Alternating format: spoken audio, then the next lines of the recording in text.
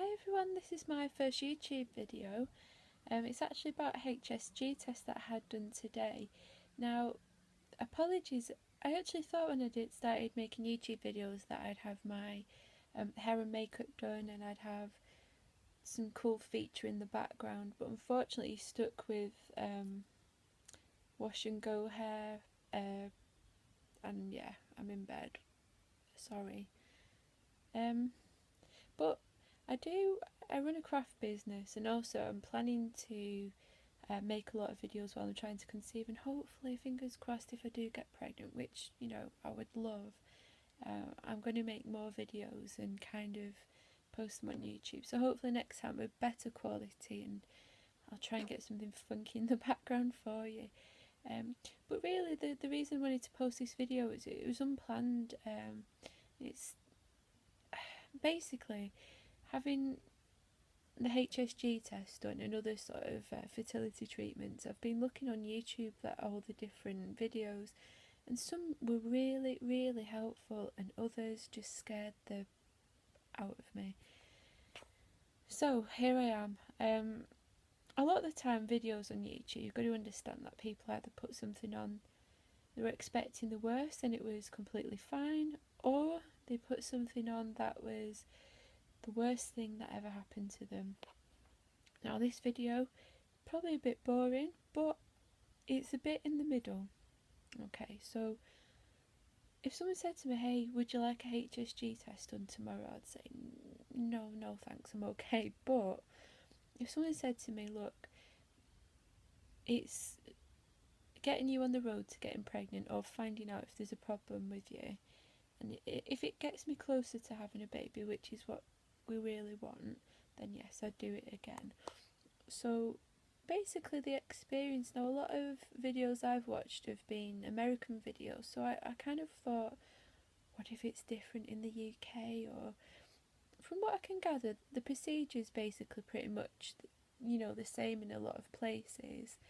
And there will be some variations, but for example, like I've read online, and this worried me, that some people are given antibiotics before the procedure in case of infection, and I wasn't. But when I mentioned it to the hospital, they said that it was completely normal for them. So don't worry, you know, if there's anything. If you've got any questions that you want to ask, just definitely, you know, ask at the hospital or the place where you're having the treatment, because they really do put your mind at rest. So the actual procedure, I got up this morning, got myself all worried, so I had a few painkillers like they suggested, and I got ready, and I got a taxi to the hospital just because husband's still learning to drive, and I thought, oh gosh, if it's what like some of these ladies saying in pain, I won't be able to drive. So I got a taxi. I was early for once, which is not like me.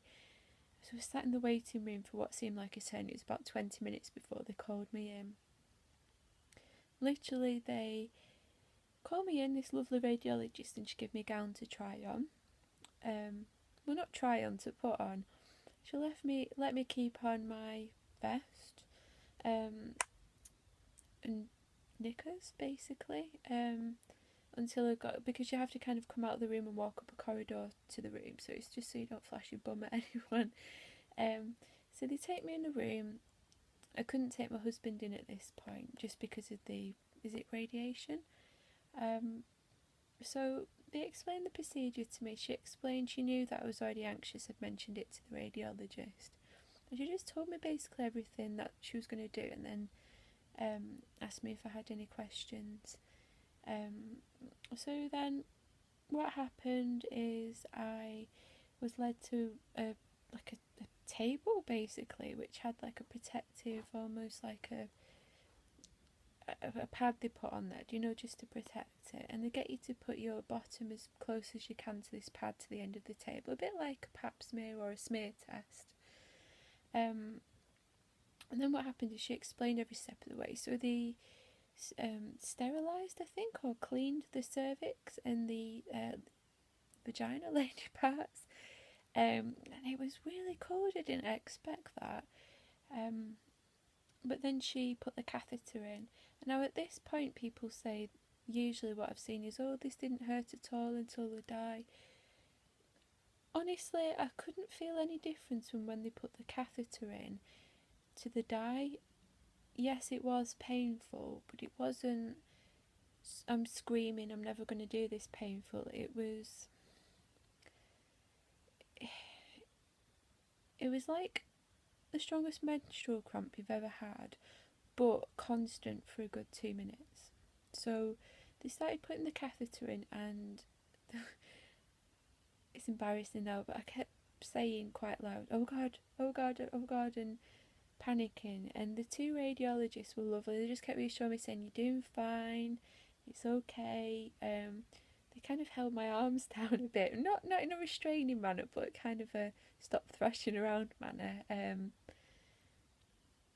then they put the dye in.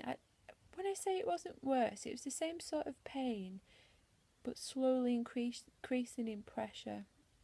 Now, bearing in mind, after my ectopic, I only have one tube left, so it may be different for you guys, but the pressure was kind of building. I kept saying, "Oh God, oh God, oh God," and then they took it out. The pressure went straight away. I remember I was just shocked, and when I say the pain,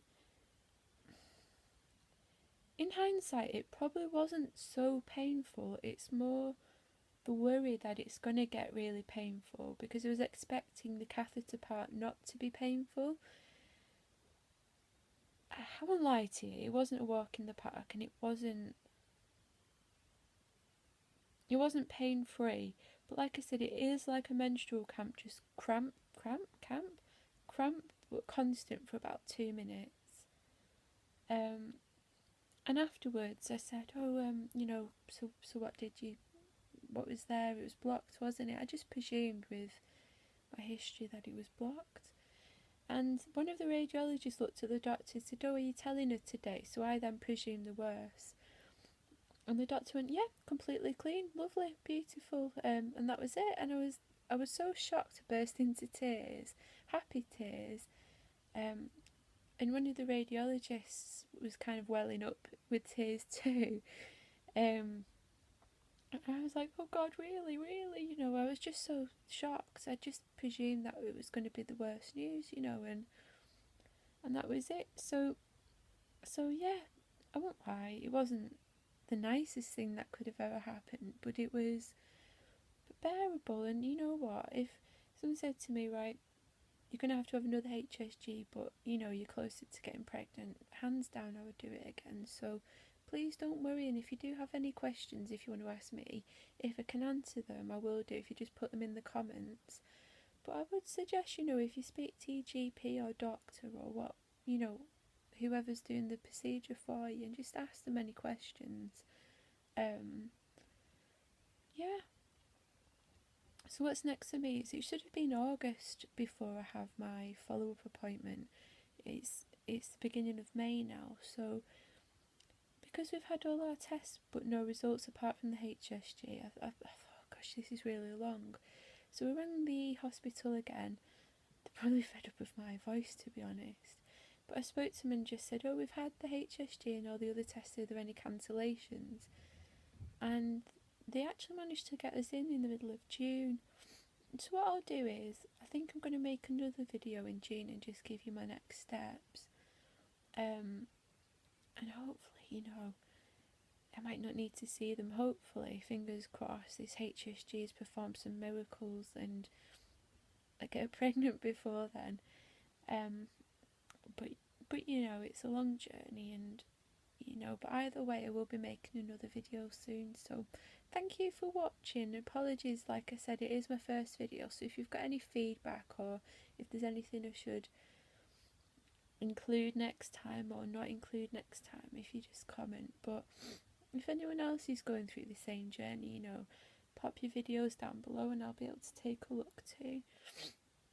So thank you. Bye, see you next time.